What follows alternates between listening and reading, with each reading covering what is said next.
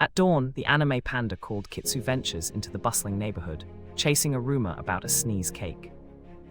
A human barista greets him with a wink, and a gossiping cat heckles him about hero duties while stirring latte foam.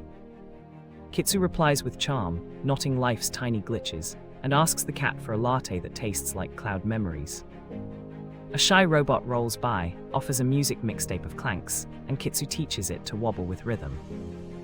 By sunset, Kitsu learns that laughter is the real magic, sharing the sneeze cake and leaving everyone smiling.